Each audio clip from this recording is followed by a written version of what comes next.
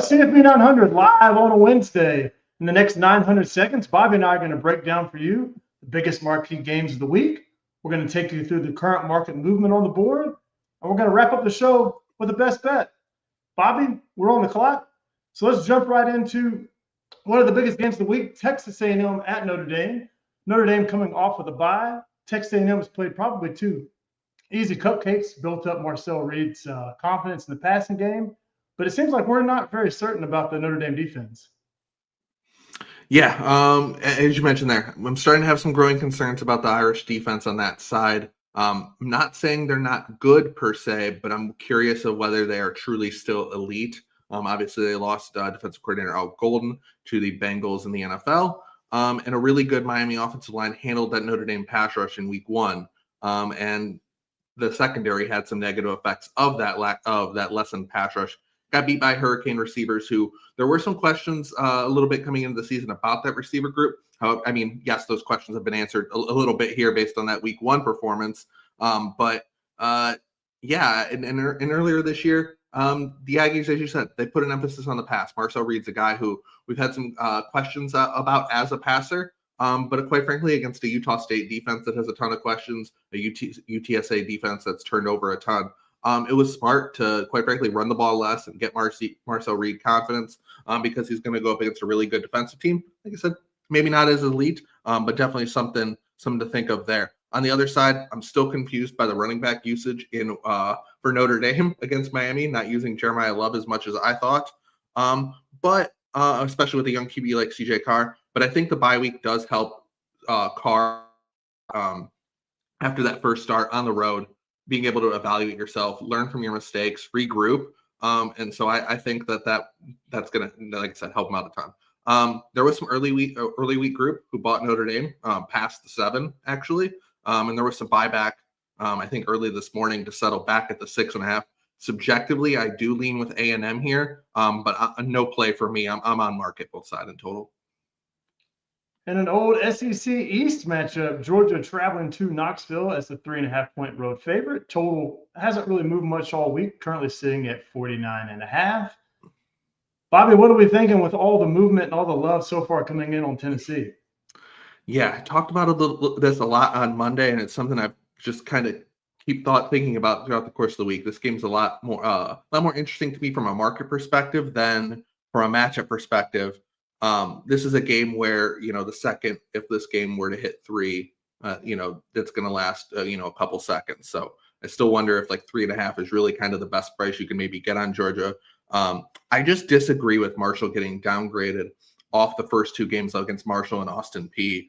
As I said, the trends with the Z here. Kirby is a 35+ point favorite. He doesn't cover. So why are we going to downgrade off them unless there's something big red flaggish? We'll mention that Oklahoma rushing game kind of performance, against the FCS team in the first game where it's hey, that's kind of weird. Maybe we should watch that. I didn't really see that in the first couple games for Georgia. I kept the rating completely flat from the start of the year. So I have upgraded the Vols, a team I was a little bit lower in the start of the year, but they're down 2 corners in this game, and I'm still going to be skeptical of transfer quarterback Joey Aguilar until he plays a real team with a real defense, which Georgia has. So this one, in my opinion, has moved too much. But we'll see if we have something on this a bit later. But nothing for me on the total, at least on that one. Gotcha. We got a night game in Death Valley. The Florida Gators coming off an embarrassing double-digit favorite, they were a double-digit favorite loss outright against USF. Now in a must-win game to probably save Billy Napier's job, if that's even still possible. Playing a Bayou Bengals team that, quite frankly, just mailed it in last week. Got the no-cover win. Looked impressive against Clemson. A lot of action so far on this total, and a little bit of action coming in on Florida. Bobby, what are we thinking here? Yeah, I know you got a great number on the opener on the total here. And yeah, that was a great betting under 51 there. But obviously, as you see, from the graphic, 47.5. I mean, that's moved quite a bit.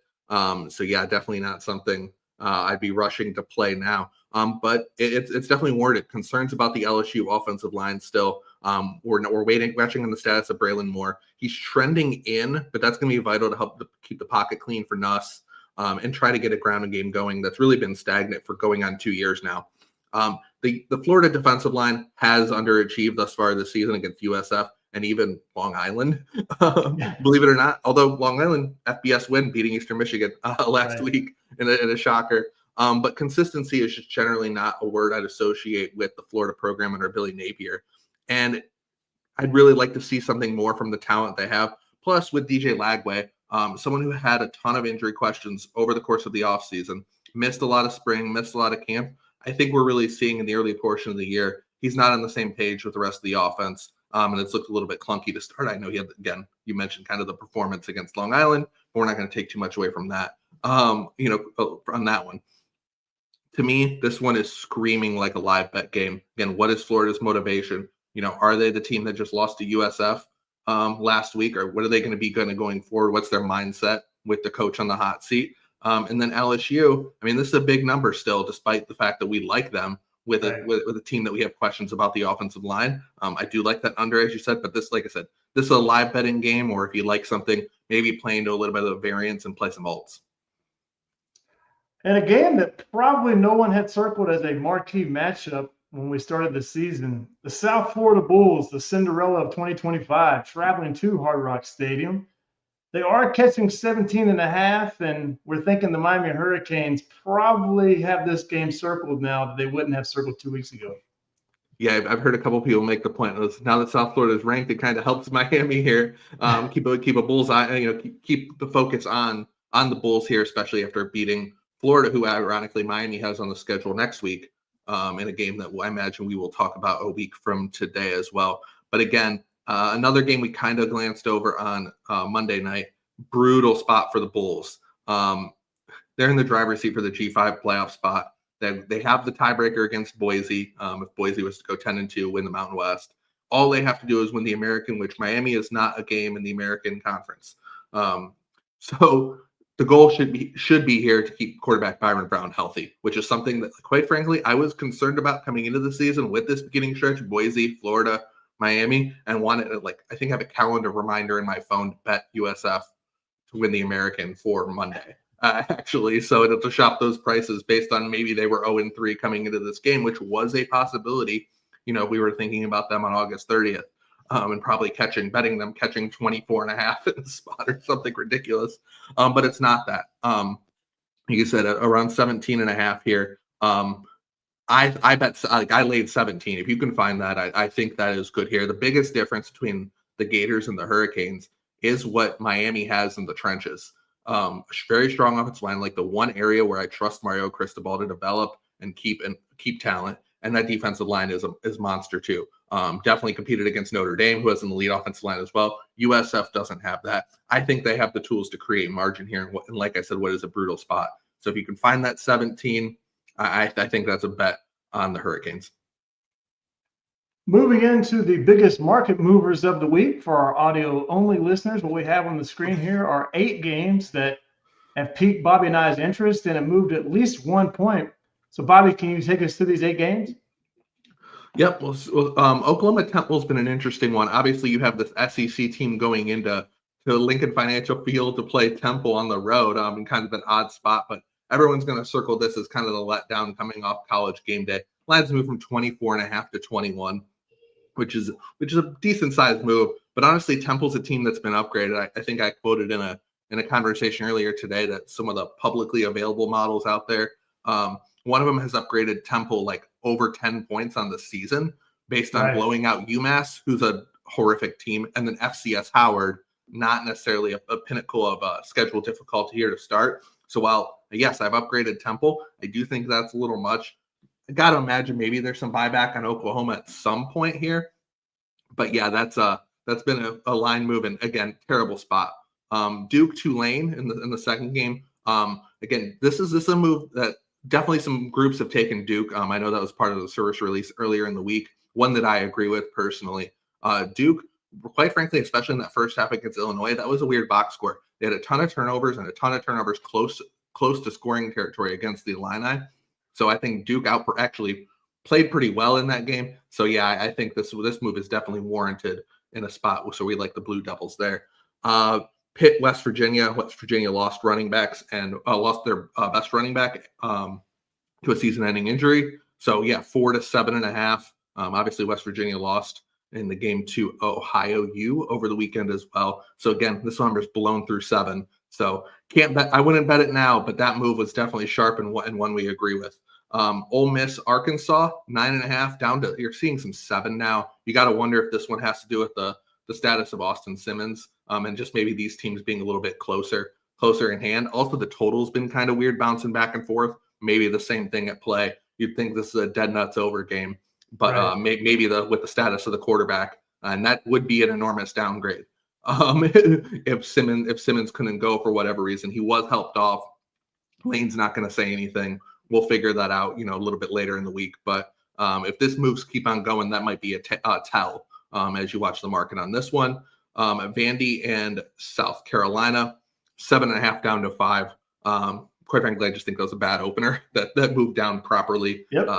So easy on that one. Memphis and Troy is an interesting one.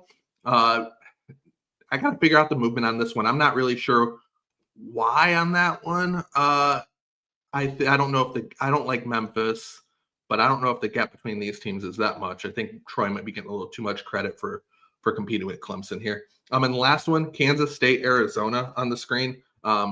Arizona was small favorite and just kind of flipped a little bit there to Kansas State small favorite. Again, this is just going to be a sell or kind of someone buying the Wildcats. I'm just saying this number's gone too far. Probably something we saw with Florida State last year. I know I compared the teams on Monday night, but I would take 3 on either side of this game, quite frankly, but maybe actually, I actually don't want to bet this game. Yeah, it feels a lot like what you've already mentioned. It's, Arizona's played nobody, but they've blown out those nobodies. Right. Those power ratings get upgraded. Kansas State obviously has struggled. Therefore, a fascinating game to watch Friday night as we learn a lot more about these teams. One more note on that one, non-conference game. This one was scheduled before Arizona moved to the Big 12.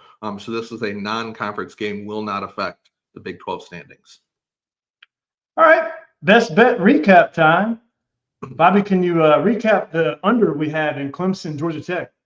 Yeah, friend of the program, Tailgate Tent, released that earlier today and agreed with us. So we always like seeing that movement. It was hanging out there a couple days after the show, but he helped show us some market agreement on this one, taking it down. Last I saw was around 52.5, depending on the shop. So we got some agreement there. A little bit thinner if you haven't played it, but that's why you should watch the show earlier in the week.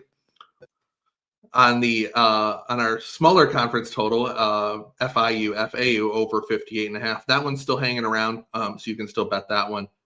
Still like that play up to. Still think this total should be in the low 60s. And Bobby, we got to close out the show. One more best bet for today, a new best bet. We're going to play a side in a game we've already talked about, Georgia, Tennessee. Yeah, we kind of hinted towards this one a little bit on Monday and earlier in the show. We're going to lay it with Georgia. We're going to lay the 3.5. Like I said, I know it's possible maybe we see a 3 flash, but I just don't know if realistically, maybe you, the listener, you're not staring in front of your screen. You might not be able to catch that because I do think it would pop back extremely quickly. And realistically, I would just lay 3.5 in that moment anyway. I'm fine giving this out at 3.5. I'm a little bit closer to 6 in this game.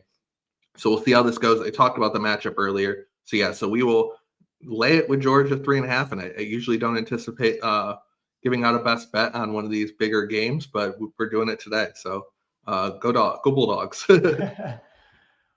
If you guys like the show, please click that like button on YouTube and leave us a comment on Spotify and iTunes. You can follow us on X at CFB900. You can follow all Bobby's work on X at BobbyDigital2. Guys, we really appreciate you listening. Looking forward to seeing you on Sunday at our same usual time, 7 o'clock Eastern. And as always, best of luck this weekend. Adios.